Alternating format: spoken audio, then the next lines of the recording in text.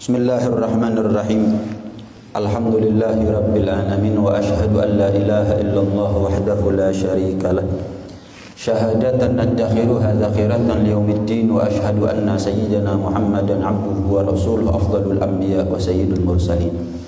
Allahumma salli wa sallim wa barik wa karrim wa majjid wa azim ala sayyidina wa habibina wa syafi'ina wa qurrati a'yunina wa maulana Muhammadin wa ala alihi wa sahbihi ajma'in wa la hawla wa la quwwata illa billahil aliyyil azim, amma ba'd.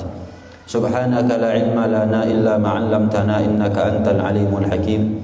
Rabbi shrah li sadri wa yassir li amri wa hlul 'uqdatam min lisani yafqahu qawli wahdi qalbi wa saddid bihi lisani. Allahumma arinal haqqa haqqan warzuqna ittiba'ah wa arinal batila batilan warzuqna ijtinabah. Waj'alna minal ladzina yastami'una al-qawla fayattabi'una ahsana. Nawaitu ta'alluma ta'lima tadhakkur wa tadhkir wa naf'a wal intifa' wal ifadah wal istifadah wal hatha 'ala tamassuki bi kitabillah wa sunnati rasulih wa du'a ila al-huda wa dalalata 'ala al-khair ibtigha'a wajhillahi wa mardatihi wa qurbihi wa thawabihi subhanahu wa ta'ala. Wa sallallahu ala sayyidina Muhammad wa ala alihi wa sahbihi wasallam. Alhamdulillahi rabbil alamin. Assalamualaikum warahmatullahi wabarakatuh. Qala al-musannif al-habib Ahmad bin Zain al-Habsyi radhiyallahu ta'ala anhu wa radhahu wa nafa'ana bihi wa bi ulumihi fid dharain amin radhiyallahu ankum. Wal bukhlu bima aujaballahu ta'ala. Dan termasuk diantara kemaksiatan itu adalah sifat kikir, sifat bakhil terhadap apa-apa yang Allah wajibkan kepada kita. Misal zakat, orang yang enggan untuk menunaikan zakatnya, maka itu adalah sifat bakhil, sifat bukhul. Orang yang kikir, orang yang medit. Dikatakan oleh ulama, al-ghaniyul bakhil, kaya tapi kikir. Ya'ishu fid dunya 'ishatal fuqara. Dia hidup di dunia ini seperti hidupnya fakir. Kaya kikir, kaya tapi medit. Maka hidupnya di dunia itu seperti kehidupannya fakir, kehidupannya orang miskin. Kenapa? Selalu merasa kurang. Dia nggak pernah bersyukur. Kaya tapi kikir, mungkin hidupnya banyak sambat. Kaya tapi kikir, dia nggak mau sedekah. Kenapa? Dia merasa kalau sedekah itu nggak nambah kaya. Targetnya dia dengan hartanya dia tidak keluar kecuali ada untung. Tidak keluar kecuali ada untung. Dia merasa sedekah ada untungnya. Orang kalau kaya tapi kikir, itu kan karena dia selalu merasa kurang terhadap dunianya. Uturung sugih watin sedekah. Orang itu kalau dalam keadaan nggak punya, nggak mau sedekah dengan alasan nggak punya. Nanti kalau saya kaya, saya akan sedekah. Ketika kaya pun dia nggak akan sedekah. Sebab orang itu dikatakan dermawan bukan nominal, tapi persentase dari kekayaannya. Berapa yang kita keluarkan dibandingkan dengan harta yang dia punya, persentasenya perbandingannya berapa? Ada kalanya orang nyumbang 500.000 itu lebih loman, dermawan daripada orang yang nyumbang 5 miliar kalau. Kenapa? Yang 500.000 50% dari hartanya. Sementara yang 5 miliar dia punya harta 50 T. Ya nggak sebanding apa-apa. Maka yang loman adalah yang persentase sedekahnya lebih besar daripada seluruh total aset kekayaannya. Orang kalau merasa kurang dia nggak akan sedekah. Dan orang yang selalu merasa kurang banyak sambat. Banyak sambat, selalu merasa kurang, itu sifatnya orang fakir. Hidup di dunia kaya tapi kikir, hidup di dunia seperti hidupnya fakir.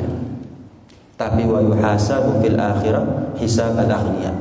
tetap di akhirat dia dihisab oleh Allah sebagaimana hisabnya orang-orang kaya. Nggak ada enaknya berarti ya.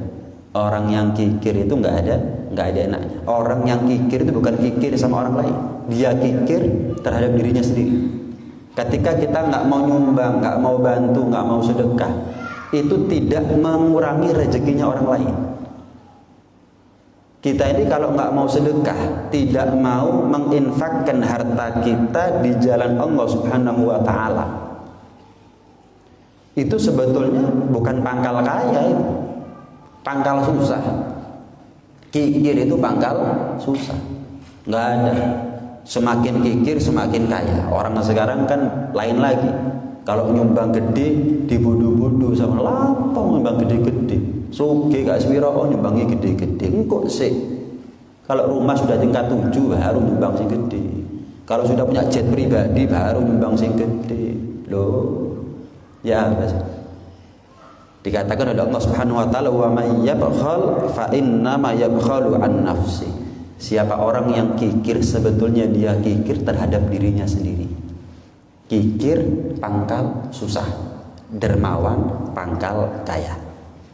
Jangan nunggu kaya baru sedekah. Sedekah sampai kaya. Sedekah sampai kaya. Kalau ketika kita dalam keadaan kita sekarang, hitung-hitungan untuk mau sedekah, hitung-hitungan, mikir, padahal yang kita mau sumbang cuma 100.000 mungkin, 500.000 mungkin. Lah gimana kalau kita punya kekayaan 500 juta dia punya? Jangan-jangan kita mau nyumbang 5 juta mikir, padahal 5 juta dari 500 juta cuma berapa persen? Makanya dikatakan oleh Imam Al-Haddad, orang itu ketika punya harta sedikit nggak mau sedekah dengan alasan nunggu kaya. Walaupun kaya dia nggak akan sedekah kecuali sedikit. Kalaupun sedekah tetap sedikit. Ketika dia miskin mau nyumbang uang 500.000, waduh, durung suge kok nyumbang 500.000. Kok sih ketika kaya tetap nyumbangnya mentok-mentok 500.000. Itu pun kalau nyumbang itu. Jadi orang yang kikir itu bukan merugikan siapa-siapa, merugikan dirinya sendiri. Orang yang kikir itu tidak mengurangi rezekinya siapapun, ya, tidak mengurangi rezekinya siapapun. Naam. Dalam satu hadis Rasulullah Shallallahu Alaihi Wasallam pernah bersabda, al-bakhil, orang yang kikir itu adalah ba'idum minallah, jauh dari Allah. Allah itu nggak senang. Allah itu nggak senang sama orang yang kikir. Ibadahnya biasa-biasa, tapi loman, itu lebih dicintai sama Allah daripada orang yang ahli ibadah, ahli tahajud, ahli ini, ahli itu, tapi medit. Ibadah kita biasa-biasa, pokoknya wajib. Ya, kalaupun sunnah-sunnah bukan yang tahajud sekian rakaat, ya paling 2 rakaat. Itu pun kadang-kadang nggak istiqomah, misalkan. Qobliyah dia, tapi loman, nggak bisa melihat masjid belum beres renovasi, nggak bisa, bang. Ketemu Jumat lagi, kok sih pancet, bang. Kalau sebulan kok pancet aja di situ, ya perlu di audit itu berarti. Melihat pondok, misalnya, melihat madrasah, ini bangunannya kok masih gubuk begini ya. Saya bisa kok, paling nggak bisa, ibadahnya biasa, tapi jiwa sosialnya luar biasa. Itu lebih dicintai sama Allah daripada ahli ibadah tapi sifatnya personal, tahajudnya untuk dirinya, khatam Qur'annya untuk dirinya, ya. Apapun yang dilakukan untuk dirinya, tapi begitu untuk diajak sosial, waduh, mikir, ketahuan mikir sampai nggak situ. Lebih dicintai orang yang ibadahnya biasa-biasa saja tapi loman. Pertanyaannya, jangan-jangan kita termasuk di antara mereka yang sudah ibadahnya biasa, medit. Gimana? Lah gimana kalau ada orang ibadahnya luar biasa, lomannya luar biasa? Ini targetnya kita. Ini targetnya kita. Ibadahnya top, lomannya juga top. Kita ini kadang-kadang kalau sedekah hitung-hitungan, mikir. Tapi kalau utang nggak hitung-hitungan, nekat. Kan kuali. La yambaghi al-israf, tidak sepatutnya untuk berlebih-lebihan selagi mampu, kecuali dalam dua hal.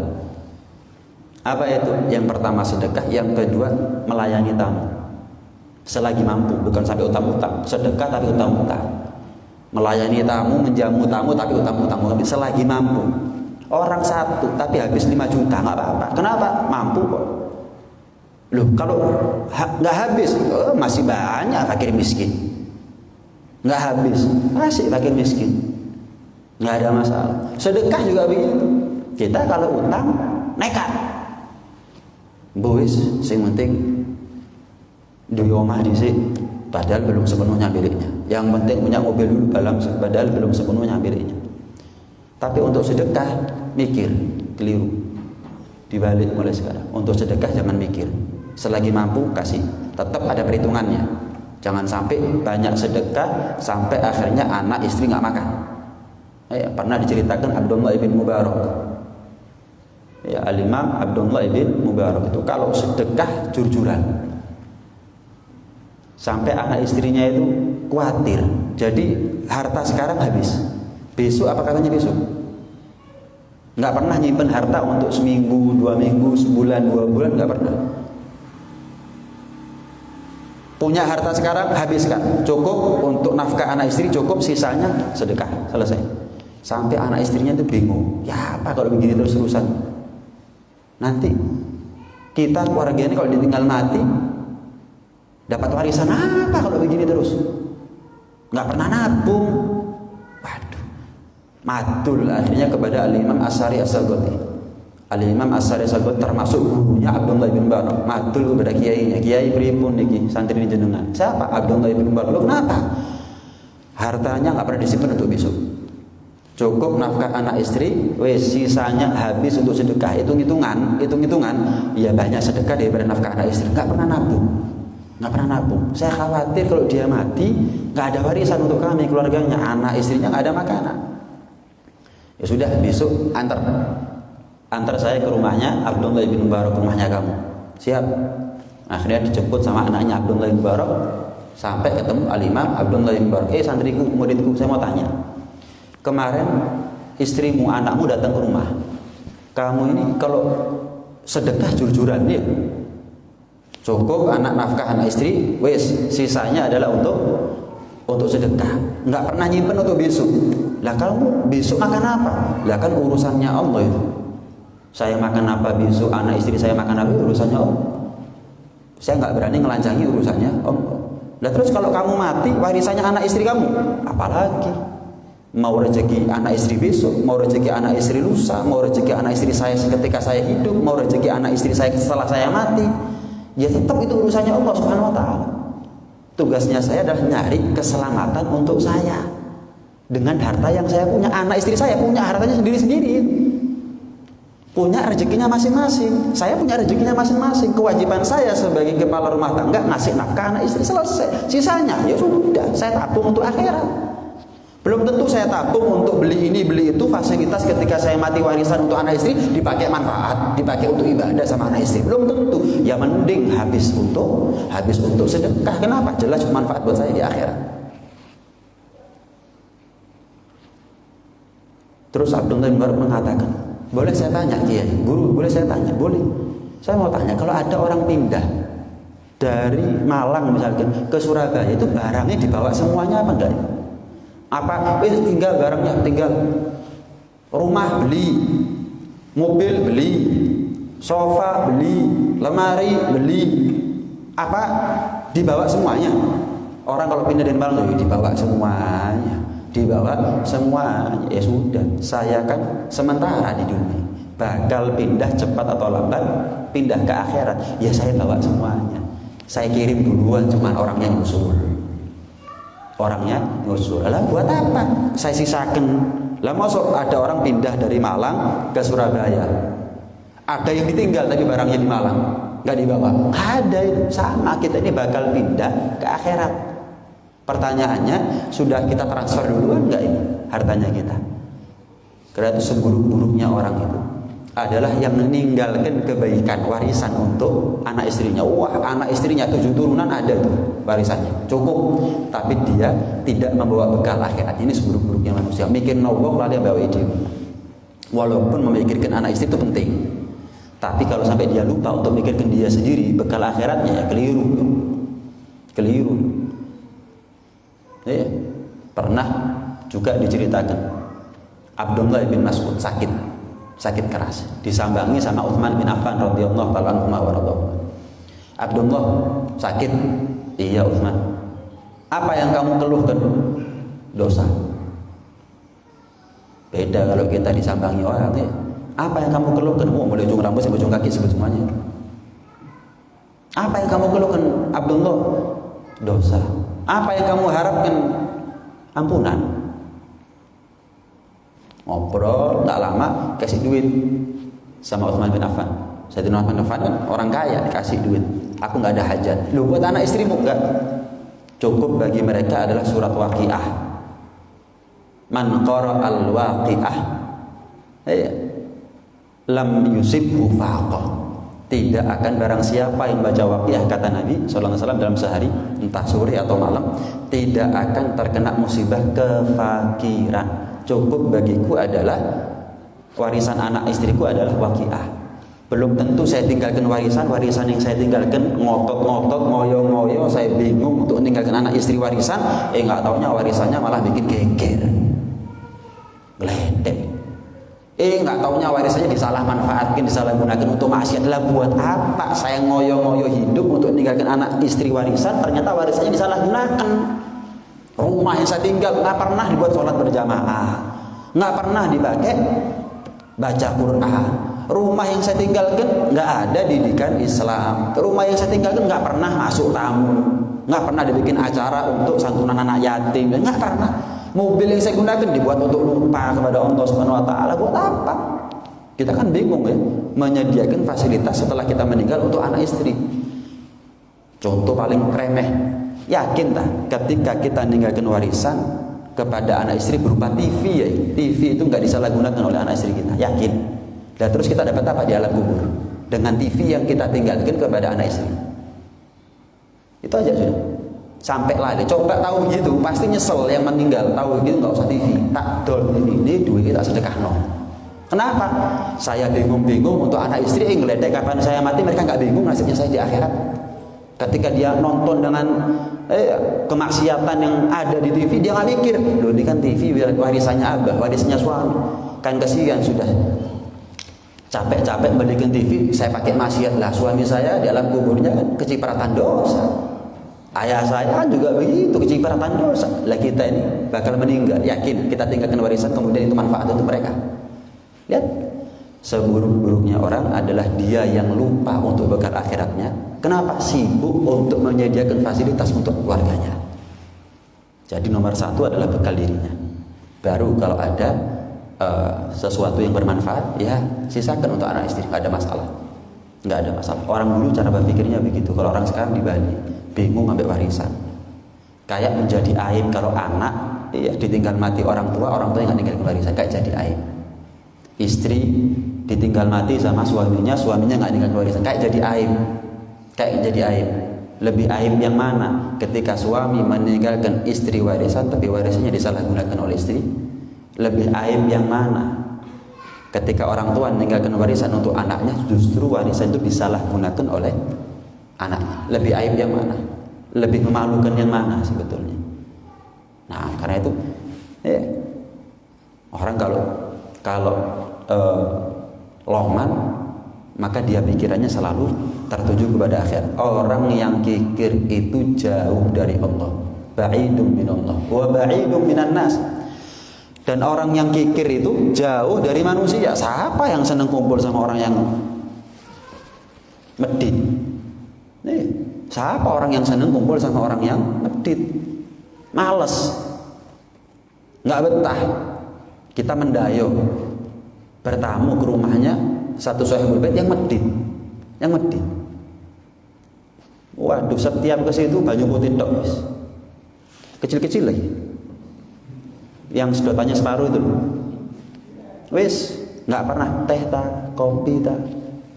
Pernah seorang ulama ditanya, kalau ada orang punya daging sapi kah, daging kambing kah, tapi yang dikeluarkan sesuatu yang murah. Dia punya kambing, yang dikeluarkan ikan, misalkan. Dia punya buah, apel ada, jeruk ada, bisa. Yang metu rengginang. Saya mau tanya, itu termasuk ikramu dhuyuf, memuliakan tamu apa enggak? Enggak. Itu termasuk orang yang tidak sempurna imannya. Kenapa? Man kana yu'minu billahi wal yaumil akhir falyukrim dhaifah. Barang siapa yang mengaku iman kepada Allah dan akhirat, hari akhir, muliakan tamunya. Dikatakan muliakan tamunya, apa yang kita punya keluarkan. Enggak perlu mengada-ngadakan, tapi keluarkan. Maksud hitungan, waduh daging, ojo, rengginang aja. Nggak pernah teh, kopi, nggak pernah. Itu pun air keluar nunggu batuk tamunya. Baru tuh keluar. Ya. Kadang-kadang kita kira-kira kita bertamu sama orang seperti ini seneng kira-kira. Kan kelihatan ya. Kadang-kadang orang kaya lebih medit loh. Lebih medit loh. Maaf ya, maaf. Pernah nggak kita ini ngalami bertamu ke rumahnya orang kaya, terus bertamu sekali waktu ke rumahnya orang desa? Beda nggak jamuannya? Ayo. Kalau orang desa nggak boleh keluar kecuali makan kita. Saya supon enggak makan. Sayur mayur, ikan semuanya keluar. Orang kaya toplesan, 3 bulan sing wingi bisa. Aku sampai dusnya itu sudah berdebu. Mari.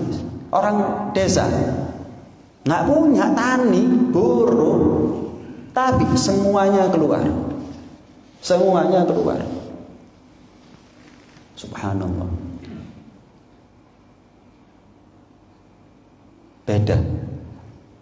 Beda acaranya orang kaya sama acaranya orang desa beda. Ini pribadi ya. Kalau saya hadir acaranya orang kaya, biasa gitu, nggak ada kesan. Tapi kalau hadir acaranya orang desa lain, betahno. Kenapa? Karena dia dari hati melayani atau menjamu tamu itu dari hati. Walaupun sebenarnya nggak punya. Orang kaya nggak ada maulidan setahun sekian belum mesti. Tapi orang desa masa yang ngundang tonggo petang bolu wong sementing ono maulidan. Contoh. Wah harus itu setahun sekali itu. Terlepas masalah hukum khilaf. Ya, bukan masalah hukum ya. Sebetulnya kalau hukumnya nggak ada masalah, tapi tergantung daripada amalia. Cuman saya bahas kalau orang kaya nggak ada maulidan kurang mesti tahun pisan. Orang desa masih omah, cilik, ngundang tonggo kanan kiri, yang penting ada maulidan. Ya sih beleh ayam, beleh bebek, beleh kambing, ada subhanallah. Orang kaya kalau meladani tamu semuanya serba catering. Setukono hari beres. Kalau orang desa bisa pesan catering enggak, tetap bela diri. Kenapa? Dari hati. Dia ngerasa belum melayani tamu dengan baik. Kalau semuanya itu subuhan beli semuanya. Bahkan nggak tahu nih yang disajikan kepada tamu ini halal haram karena beli. Karo wis penting teko luwe mulai warak. Beda kesan bagi tamu ketika bertamu ke rumahnya orang kaya dan bertamu ke rumahnya orang yang fakir, tapi dari hati itu beda. Nah, karena cara berpikirnya beda. Orang kaya dipikiri awake dhewe. Orang kaya dipikiri adalah dirinya sendiri, keluarganya, wis. Tapi kalau orang desa yang fakir, yang miskin, yang dipikiri bukan itu. Wis soro di dunia, coba lihat soro di akhirat. Sehingga kalau urusan akhirat luar biasa. Kadang-kadang jual kambingnya untuk peringatan apa di masjid misalnya. Dijual kambingnya harga 3 juta, sumbang, subhanallah. Nah, orang yang kikir jauh dari Allah, jauh dari manusia. Ba'idun minal jannah, jauh dari surga. Wa qaribum minan nar. Orang itu kalau sudah jauh dari surga dekat dengan neraka. Nggak ada jauh dari surga juga jauh dari neraka, itu nggak mungkin. Kalau sudah jauh dari surga dekat dengan neraka, kalau sudah dekat dengan surga jauh daripada neraka. Dan sifat kikir itu membuat seseorang semakin dekat dengan neraka, jauh daripada surga. Waliyadzubillah min dzalik. Wa may yuqashuha nafsihi faulaika humul muflihun. Orang yang melawan sifat kikirnya, menentang sifat kikirnya, dialah orang beruntung. Setiap di antara kita punya sifat kikirnya masing-masing. Ada yang parah, ada yang akut, ada yang enggak. Nah, tergantung kalau kita ingin sukses beruntung nanti di akhirat, sehebat apa upaya kita, usaha kita, ikhtiar kita untuk mengatasi sifat kikirnya kita. Enggak ada manusia yang loman dari lahir. Yang ada kikir dari lahir. Suksesnya kita, berhasilnya kita nanti di akhirat tergantung daripada sehebat apa upaya kita untuk mengatasi penyakit kikir tadi itu. Nah, dan kadang-kadang orang yang kikir itu kenemenan, saking kikirnya, meditnya, kenemenan. Padahal kan Allah sudah berfirman dalam Al-Quran, Allah sudah berfirman dalam Al-Quran, wala in kafartum inna adzabi lasyadid. Orang itu kalau kufur terhadap nikmatnya Allah, termasuk kufur nikmat adalah ketika dia nggak mau bantu orang lain, nggak mau mikiri orang lain, dipikiri dirinya sendiri dan keluarganya dia sendiri.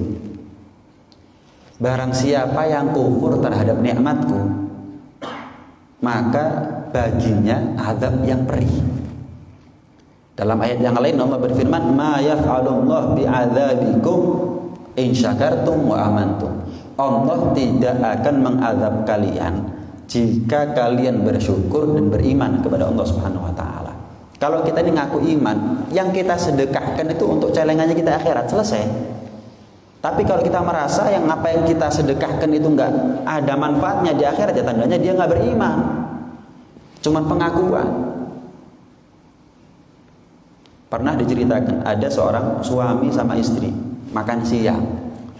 Kebetulan yang dimakan adalah ayam. Makan siang. Ada fakir miskin, pengemis lah istilahnya. Ketok-ketok. Assalamualaikum. Coba lihat istriku siapa itu? Fakir miskin, pengemis. Ayah. Ya Pak, dikasih tak ayam ini, kan kita masih ada ayam yang lain. Enggak, usir. Ganggu orang makan, enggak ngerti jam. Salah dewi, jaluk awan-awan. Siang itu waktunya orang makan atau waktunya orang istirahat? Usir, diusir. Subhanallah, dari yang kaya dia terlilit hutang, bangkrut usahanya, sampai nggak bisa ngasih nafkah anak istri, dijual rumahnya, disita hartanya, anaknya istrinya akhirnya diceraikan, wis gantian sekarang dia yang keliling untuk minta-minta. Kenapa? Ya untuk makannya dia, bertahan hidup sampai sekian lama, sekian bulan atau sekian tahun. Dia ketok satu rumah. Assalamualaikum, waalaikumsalam. Ternyata suami istri lagi makan. Kebetulan yang dimakan juga ayam. Coba istriku lihat, diinceng itu siapa itu? Ayah pengemis itu. Suamiku pengemis itu. Oh ya sudah, ini ayam kasihkan dia. Kamu masak lagi ya, kan ada ayam di kulkas itu. Bahasanya begitu. Oh iya siap. Ketika dikasih nangis.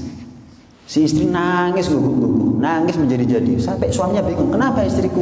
Suamiku dulu. Ini yang ketuk pintu ini suamiku dulu. Oh iya, kok bisa terjadi seperti ini? Dia pernah mengalami hal yang sama, cuman beda seperti kamu, wahai suamiku. Dia ini dulu musir, wa ammasaila fala tanhar. Orang yang minta sesuatu kepada kita selagi kita bisa bantu, jangan diusir, jangan dihardik, jangan dikasar. Dia bisa bantu. Disisihkan makanannya bisa, tapi malah disuruh ngusir saya. Ya sudah, saya usir. Bangkrut sampai saya diceraikan, nggak lama saya kawin sama kamu. Sekarang dia terlunta-lunta sekarang. Hidupnya ada di jalan. Oh iya, ini suamimu dulu kaya berarti? Iya. Rumahnya di mana? Di sini. Rumah sini, blok ini ya. Cat warnanya ini ya.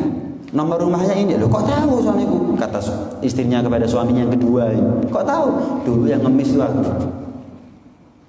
Bayangkan sak bojo-bojo ini dijolong oleh Allah.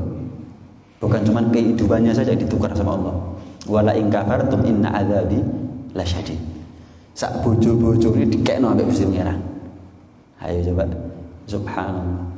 Orang kalau udah medit, enak-enak makan misalkan ya, enak-enak makan. Ada yang ketuk-ketuk misalkan, waduh, dari suaranya saya kenal ini, nggak ada lagi kecuali fulan minta-minta, leka mau utang, langsung Allahu Akbar. Oh sholat, padahal makan. Tinteni, ditunggu, oh sholat, berapa menit, 5 menit balik, bodoh, ditunggu. Assalamualaikum, sami Allahu liman, 5 menit sih sami Allahu liman hamidah. Subhanallah, diketuk pintu metu suara nih. Oh alamat ini. Ini tipe orang yang nggak bisa diharap sudah. Hati-hati. Sampai satu ulama mengatakan begini. Kalaupun kita ngasih separuh hartanya kita kepada orang fakir, separuh hartanya kita kasih kepada orang fakir, tapi kita dengan bentak, no, ganggu, separuh hartanya kita kasih, dosanya kita lebih gede daripada nilai sedekahnya kita dengan separuh hartanya kita. Hati-hati. Ya, pecah hatinya. Ana indal munkasarati qulubuhum. Aku Allah bersama orang yang pecah hatinya. Hati-hati. Seorang fakir kalau sudah pecah hatinya, doanya mandi. Ya. Doanya mandi. Dia dekat sama Allah Subhanahu wa taala. Hati-hati. Aku selalu bersama orang yang pecah hatinya. Karena itu pastikan kalau kita ngasih ikhlas. Seorang ulama pernah tanya, bagaimana sih? Kapan sih seseorang itu bisa dikatakan, oh ini ahli dunia, ini ahli akhirat? Gampang. Kalau dia didatangi sama pengemis, senyum apa cemberut? Merengut. Kalau senyum ahli akhirat. Tapi kalau merengut, ini namanya ahli dunia. Ya, sekarang kayak merengut mana? Nah, sekarang begini, kalau kita sedang keberatan memikul sesuatu, terus ada yang datang kepada kita ingin membantu, kita senang apa merenggut seharusnya? Senang. Ini kan analogi yang sederhana. Sama, kita ini punya dunia, dihisab nih semuanya, kecuali harta yang disedekahkan nggak akan dihisab oleh Allah Subhanahu wa taala. Loh, ada yang datang, saya bantu, saya butuh. Dan kebutuhan saya ini juga kebutuhannya kamu di akhirat. Fakir ini minta hartanya kita, kebutuhan dunianya dia. Tapi kita bantu dia kebutuhan akhiratnya kita. Yang prioritas yang mana? Kebutuhan dunia atau kebutuhan akhirat? Saya mau tanya, orang fakir butuh dibantu sama kita butuh didatangi sama orang fakir. Yang lebih membutuhkan ini siapa sih? Orang kaya kepada fakir apa fakir kepada orang kaya sebetulnya? Orang kaya kepada orang fakir lebih butuh. Kenapa? Ditolong urusan akhiratnya. Kalau dia butuh urusan dunianya, sementara kita didatangi dia bantu, itu urusan akhiratnya kita. Urusan akhirat lebih penting daripada urusan dunia. Urusan perut ini urusan surga neraka nih. Wa may yuqa syuhha nafsi fa ulaika humul muflihun.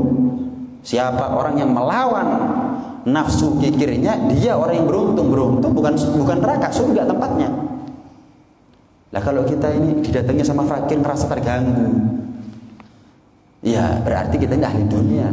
Kita nggak sadar bahwa dia ini sedang membantu kita, walaupun untuk hajatnya dia, hajat dunianya dia, untuk makannya dia, tapi sebetulnya adalah untuk hajatnya kita sendiri, urusan akhirat. Wa may yabkhal fa innama yabkhal an nafsi. Barang siapa yang kikir, sebetulnya dia kikir untuk dirinya sendiri. Ketika seseorang itu kikir, itu musahna wa dewi, titik sudah. Wong kita nggak bantu dia, tetap ada rezekinya kok dia itu. Lah pertanyaannya, sejauh apa usaha kita untuk menyelamatkan kita nanti, nasibnya kita di akhirat? Sampai pernah Rasulullah SAW bercerita, ada Bani Israel, ada 3 orang dari Bani Israel.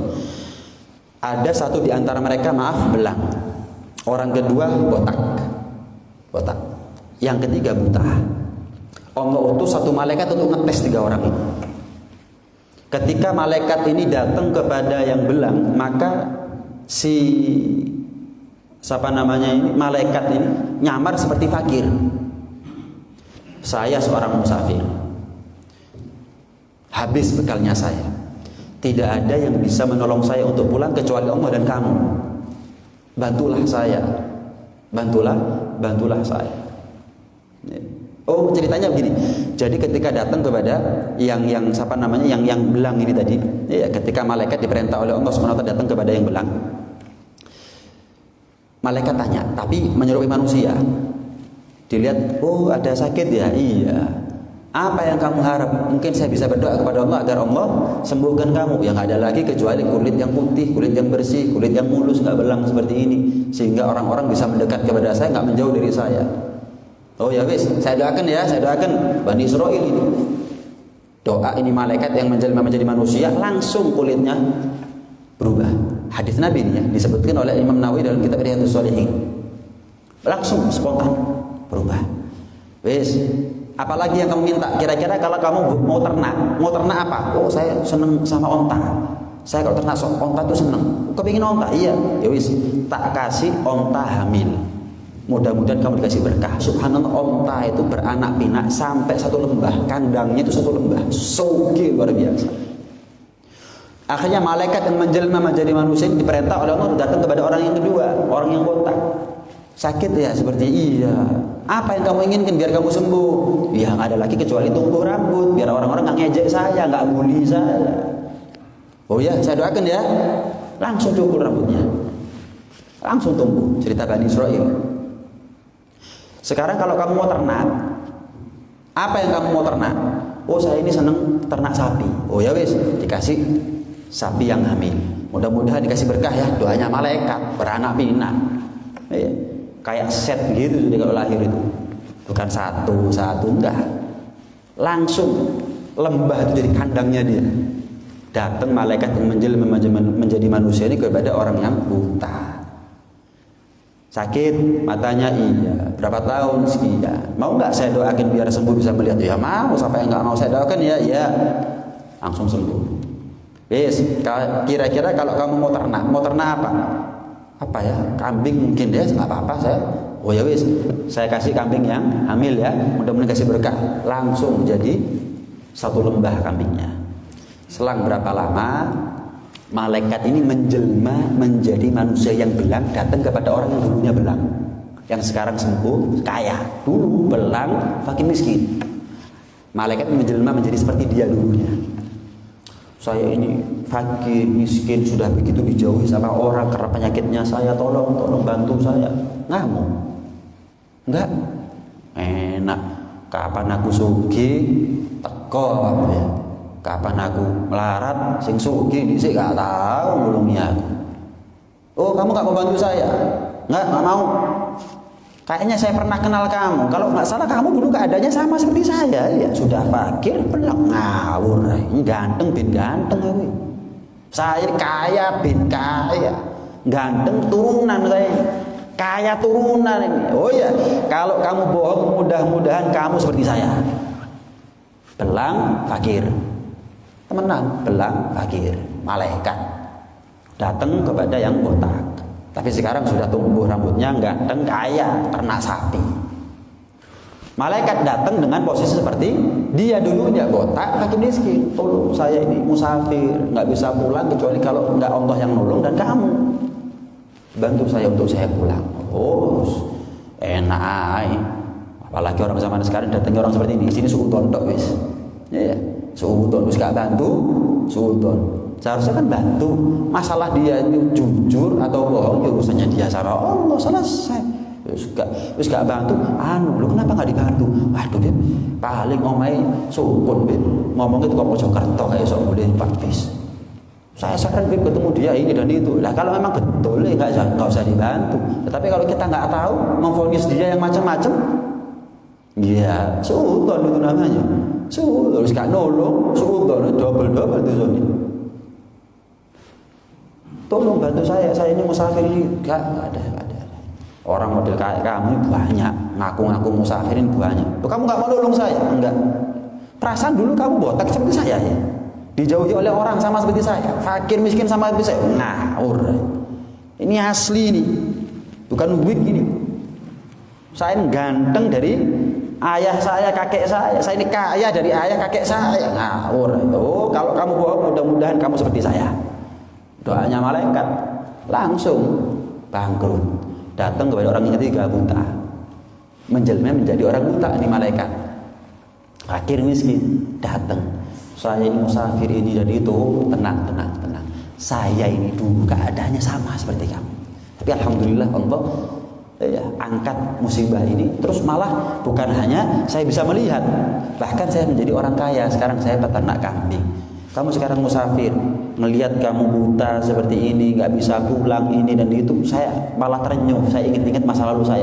Ini kambing satu lembah, kamu ambil 10, 20, 30, nggak kurang sedikit pun dari hartanya saya.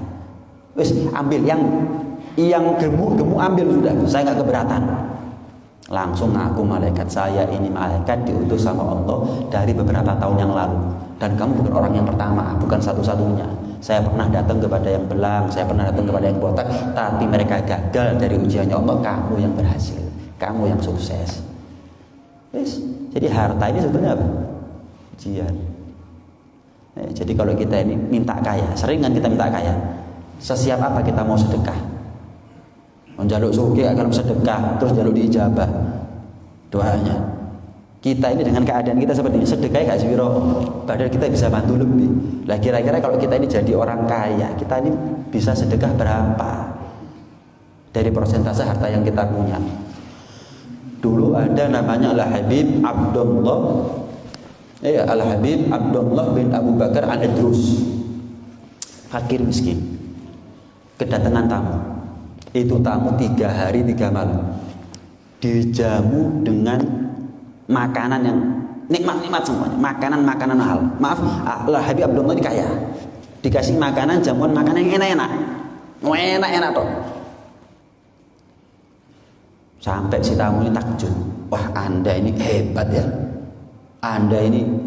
saya ini bukan orang mulia, saya ini bukan orang terkenal, saya ini bukan siapa-siapa, tapi Anda jamu saya, nginep di rumahnya Anda 3 hari 3 malam, 3 kali makan dalam setiap hari, makanannya enak semuanya. Wah, Anda loman. Oh enggak, ada saudara saya yang lebih loman, dia tinggal di satu daerah namanya Husin. Kalau kamu kepingin tahu lomannya dia, pergi ke sana. Penasaran kan? Pergi ke sana langsung, pergi ke kotanya Al-Habib Husin, saudaranya Al-Habib Abdullah itu. Pergi ke situ, rumahnya gubuk, fakir miskin. Tapi kan Al-Habib Abdullah bilang, ini orang loman, nggak mungkin goro. Tanya, antum Habib Husin? Iya. Saudaranya Habib Abdullah? Iya. Yang tinggal di sana itu Habib Abdullah? Iya. Antum saudaranya? Iya. Jeruhati, cari loman. Tapi lah kalau seperti ini, loman dari mana? Akhirnya bertamu. Mulai siang sampai malam, yang keluar roti separuh sama air putih separuh gelas. Wis, nggak nunggu 3 hari. Besok siangnya tanya, maaf, saya beberapa hari yang lalu bertamu ke rumah saudara Anda namanya Al-Habib Abdullah di kota ini. 3 hari 3 malam, sehari 3 kali makan, makannya enak, semuanya minumannya enak. Sampai saya itu memuji dia, Anda ini loman, tapi saya dikasih tahu kalau Anda lebih loman daripada dia. Maaf, ini sudah 24 jam, roti separuh, air separuh. Lomannya dari mana? Betul kata Al-Habib Abdullah, betul kata saudara saya lebih loman daripada dia. Lu kok bisa? Ya karena selama 24 jam saya cuma punya harta roti 1 potong, kemudian air 1 gelas. Kamu datang ya saya bagi 2. 50% dari hartanya saya untuk kamu. Lah dia Al-Habib Abdullah punya harta berapa? Untuk jamu kamu 3 hari 3 malam, selili. Nggak ada apa-apanya dibandingin hartanya saya kemudian untuk jamu kamu. Yang lebih kerepotan siapa? Ya Habib Husin, tapi tetap ngeladeni. Tapi ya semampunya, nggak perlu utang-utang. Waduh isin deh, ngetokno roti tok separuh, mana utang-utang. Enggak. Orang itu kalau mengada-ngadakan untuk jamuan, tamu itu akan kapok biasanya. Tamu itu akan kapok. Tapi orang itu kalau memberikan jamuan kepada tamunya dengan apa yang dia punya. Kalau memang mampu mengeluarkan daging, buah, makanan yang enak, minuman yang nikmat, dikeluarkan. Kalau pas nggak mampu, memang di rumah nggak ada, ya sudah di luar nggak ada. Maka tamu itu senang. Lah masalahnya orang seperti ini nggak senang tamu. Memang sengaja kalau datang tamu digawe kapok, coba lihat mana. Gak metu kecuali aku sing separuh, sedotani separuh, wis. Cek nopo? Sayyidina Ali bin Abi Thalib itu kalau nggak kedayoan, nggak ketemuan 7 hari, belas satu pun nggak datang ke rumahnya beliau, nangis beliau. Nangis. Loh kenapa? Kata Siti Fatimah, 7 hari satu pun gak datang ke rumah. Nangis. Nah kalau kita 7 hari ke dayo terus, nangis kita malah. Gak mandek-mandek dayo. Padahal seharusnya orang itu tanda kewalian seseorang, tanda seseorang itu wali, orang soleh, gak mandek dayo. Bukan dayo yang nyeneng, no, dayo yang betul-betul ngerepoti, ya sambat, ya butuh nginep, ya butuh ini, butuh itu, diladeni semampunya dia. Semampunya dia. Itu namanya orang soleh. Itu namanya wali. Ya, nggak ada wali medit hitung-hitungan, perhitungan nggak ada. Wali nggak sedang dayo. Dayo itu apa yang dia makan rezekinya dia itu. Tapi dia keluar dari rumahnya kita bawa bala musibah dari rumahnya kita. Enak apa enggak kalau ketamuan? Enak toh. Loh, apa yang dia makan itu bukan rezekinya kita, rezekinya dia. Rezeki itu kalau masuk perut, itu namanya rezeki. Mau dengan cara halal atau dengan cara yang haram. Contoh, pencopet, pencuri, jambret, begal, dari hasil yang haram dia makan masuk, itu namanya rezeki. Rezeki itu, oh kalau halal rezeki, kalau haram bukan rezeki. Enggak begitu. Hati-hati. Yang halal kalau masuk perut namanya rezeki, yang haram kalau masuk perut namanya rezeki. Tamu datang ke rumahnya kita, kan nggak ada masalah ya, boleh datang ke rumah orang itu. Nah, kemudian kita suguhkan makanan, kita keluarkan makanan, minuman. Kok masuk perutnya kita, itu berarti rezekinya kita, rezekinya dia. Kita ini cuma wasilah, kita ini cuma perantara untuk rezekinya dia. Sama lah seperti bos gaji karyawan bawahan, itu bukan rezekinya bos, rezekinya karyawan. Dia cuma sebagai perantara saja. Kita sebagai sahibul bait, tuan rumah, ngasih jamuan kepada tamu, itu rezekinya tamu. Tapi dia keluar bawa rezekinya dia sendiri, sekaligus bawa musibahnya sahibul bait. Lo seneng toh? Lo seneng toh kan berarti kita ini. Lah pertanyaannya kenapa kok kita ini kalau kedayon kok sumpek? Kok males, kok wegah? Kenapa pertanyaan? Nggak mengurangi rezekinya kita, bahkan dia keluar dari rumah kita sekaligus membawa musibah atau bala yang bisa saja setiap saat jatuh ke rumahnya kita dan keluarganya kita. Kenapa kita nggak senang? Pertanyaannya. Nah, nggak ada lagi kecuali apa? Bakhil. Bakhil. Dia merasa jamu tamu itu mengurangi hartanya dia. Sama seperti orang nggak mau sedekah, dia merasa ada yang berkurang di hartanya dia. Padahal enggak. Dari harta yang kalau mati nggak manfaat, diganti dengan pahala yang kalau dia mati justru manfaat. Jadi orang bakhil, orang yang kikir itu adalah orang yang tidak mau berbuat baik walaupun untuk kepentingannya dia sendiri. Orang sedekah itu untuk kepentingannya dia, nggak mau. Dia ini nemen bakhilnya ini namanya. Dipikir kalau nyumbang masjid untuk masjid, bukan untuk dirinya. Dipikir kalau ngasih makan fakir miskin untuk fakir miskin, bukan untuk dirinya sendiri sebetulnya. Nyantungnya anak yatim untuk anak yatimnya, dohirnya begitu, tapi hakikatnya ya untuk dirinya sendiri sebetulnya. Tapi dia nggak mau. Kenapa? Ya karena dia merasa nggak ada manfaat, nggak ada untung buat dirinya. Ya keliru, cara berpikir yang salah seperti itu. Mudah-mudahan Allah kasih sifat loman dermawan kepada diri kita, dan mudah-mudahan Allah jauhkan diri kita daripada sifat kikir, sifat medit, sifat bakhil, dan mudah-mudahan Allah kita, ya Allah dekatkan kita dengan surga, Allah jauhkan kita dari neraka, Allah jauhkan kita, Allah dekatkan kita dengan Allah dekatkan kita dengan manusia, Allah cintai kita, manusia juga mencintai kita semuanya karena sifat-sifat yang indah daripada perangai-perangai kita. Amin, Allahumma amin, amin ya rabbal alamin. Mungkin ada yang mau tanya, 1-2 pertanyaan kalau boleh.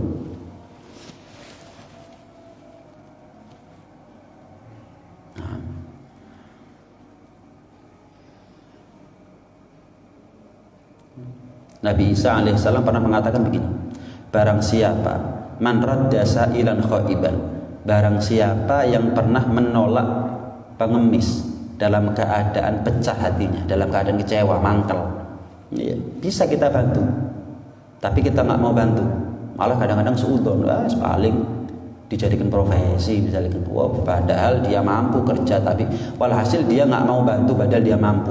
Lam taghshal malaikatu baitahu sab'ata ayyamin uqubatan lah, maka malaikat 7 hari nggak masuk rumahnya. Malaikat 7 hari nggak masuk rumahnya ya.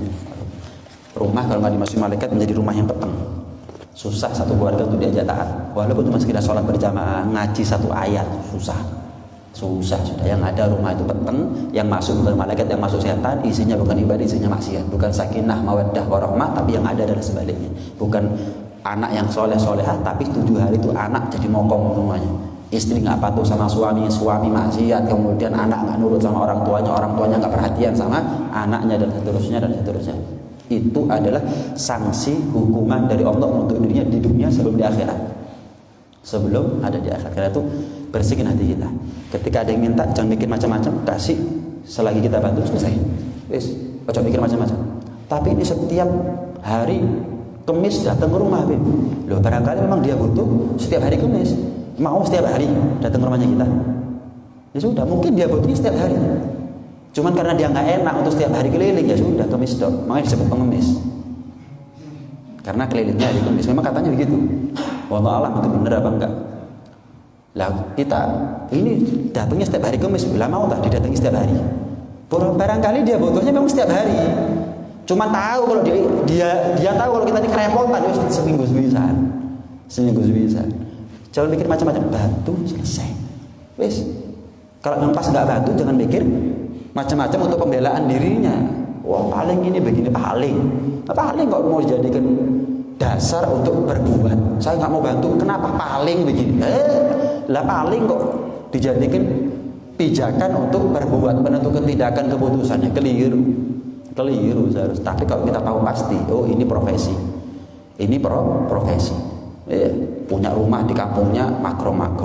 Saya pernah tahu dia berangkat haji, saya pernah tahu dia naik Pajero ini dan itu kok ngemis. Saya pernah tahu dia macak misalnya, ya bajunya bagus, begitu waktunya kerja macak, ya jangan dibantu. Kenapa? Ya anatul ala maksiyah. Kalau nggak ada butuh minta-minta di tengah jalan, itu namanya maksiat. Ya kalau kita bantu, ya berarti kita bantu kemaksiatan. Tapi kalau selagi kita nggak tahu, bantu dan nggak usah nyari tahu. Bantu misalnya terus dikutip dari belakang dia. Bayangkan kalau rumahnya ternyata memang reot, rumahnya gubuk, anaknya banyak, apa gak ngerasa dosa gitu. Ya Allah, sudah ternyata orangnya memang betul-betul butuh. Apa yang saya kasih nggak nutup untuk kebutuhannya dia, keluarganya. Nggak usah cari tahu, sudah. Nggak usah dicari tahu, tugasnya Allah apa? Allah memang punya kehendak untuk menutup aibnya dia, selesai. Mudah-mudahan Allah jadikan kita semuanya orang-orang yang lauman, amin ya rabbal alamin. Allah jadikan harta kita harta yang manfaat, harta yang barokah, zahir batin, pribadi dan keluarga, dunia dan akhiratnya kita semuanya, amin ya rabbal alamin. Rabbana anfa'na bima 'allamtana, rabbi 'allimna alladhi yanfa'una, rabbi faqihna wa faqih ahlana wa qarabatin lana fi dinina mahal kutri unsa wa dzakar, rabbi wafiqna wa fiqhum lima tartadi qawlan wa fi'lan karama wa rizqil kulla halalan دائما وأخل أتقياء لما نخضى بالخير فكل شر ربنا أصلح لنا كل شؤون وأقر بالرضا منك العيون واقض عنا ربنا كل الديون قبل أن تأتينا رسلا منون واغفر واستر أنت أكرم من ستر وصلاة الله تغشى المصطفى من إلى الحق دعانا والوفاء بكتاب فيه للناس الشفاء وعلى الآل الكرام الشرفاء وعلى الصحب مصابيح الغرر اللهم اهدنا بهداك واجعلنا ممن نسارع في رضاك ولا تولنا وليا سواك ولا تجعلنا ممن خالف أمرك وعصاك وحسبنا الله ونعم الوكيل ولا حول ولا قوة إلا بالله العلي العظيم وصلى الله على سيدنا محمد وعلى آله وصحبه وسلم الحمد لله رب العالمين. الفاتحة.